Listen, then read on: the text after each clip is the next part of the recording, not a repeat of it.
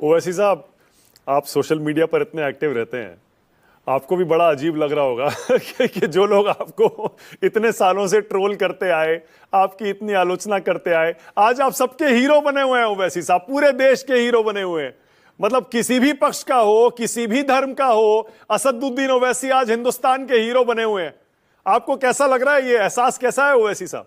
नहीं नहीं, देखिए एक बात सुनिए, ये जो कुछ मैं बोला हूं और इंशाल्लाह बोलता रहूंगा, चाहे वो मेरी सियासत हो, मेरी पार्टी की, या फिर देश का मामला हो, जो मेरे दिल में है, जो जिसको मैं सच समझता हूं, अल्हम्दुलिल्लाह बोलने की कोशिश करता हूं। जितना भी मैं बोल रहा हूं, मुझे मुझे अफसोस इस बात का है कि लोग जानते नहीं मुझे। जो हमारे हिंदू दोस्त मुझे जानते हैं, वो आपसे इख्तलाफ करेंगे, बोलेंगे तुम नहीं जानते। और तीसरी बात यह है कि मानक साहब, आप जब काम खत्म करके जाते हैं तो आप एक पिता भी हैं, आपकी पत्नी भी है, मेरे भी फैमिली है, बच्चे हैं। ये ऐसे टाइम पे तो कोई बीजेपी को, कांग्रेस, एमआईएम, ये दूसरे पार्टीज तो नहीं देखेंगे ना।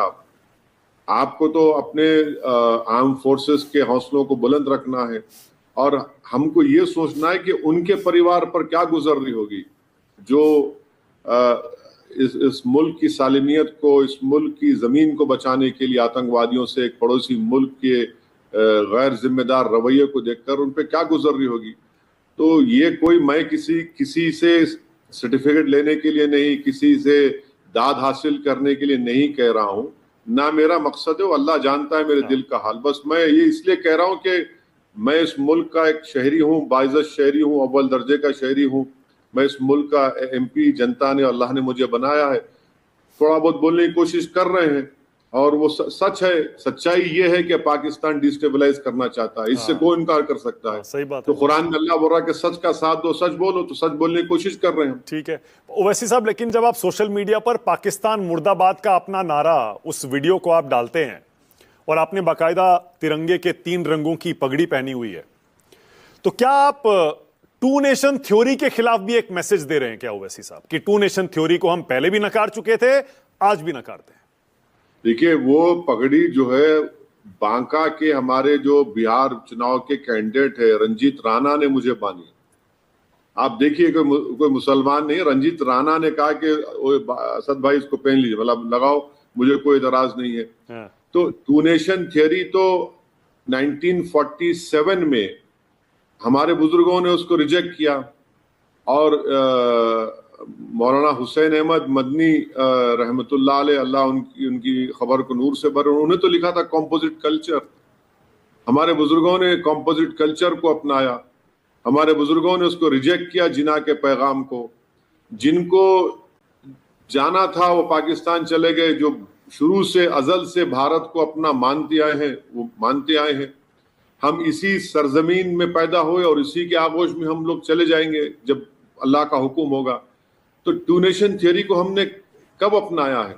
बाज लोगों को लगता है कि अगर हम मुस्लिम पॉलिटिकल एम्पावरमेंट की बात कर रहे हैं तो देखो ये टू नेशन थियरी की बात कर रहा है। इल्जाम मुसलमानों से भी आता है और हमारे मेजॉरिटी कम्युनिटी से आता है। तो वो हमने तो, देखिए, पॉलिटिकल एम्पावरमेंट होगा तो देश मजबूत होगा। तो टू नेशन थियरी को तो हमने हमेशा रिजेक्ट किया। कब अपनाया हमने भारत के संविधान को अपनाया। हमने हमारे मुजाहिदीन आजादी की कुर्बानी को रायगा नहीं जाने दिया, चाहे अल्लामा काफी हो, अल्लामा फजल खैराबादी हो, इनकी कुर्बानियों को हम कैसे रायगा जाने देंगे? उन्होंने सब कुछ अपना लुटा दिया, अपनी जानों की कुर्बानी दी, तो हम उनके वारिस हैं।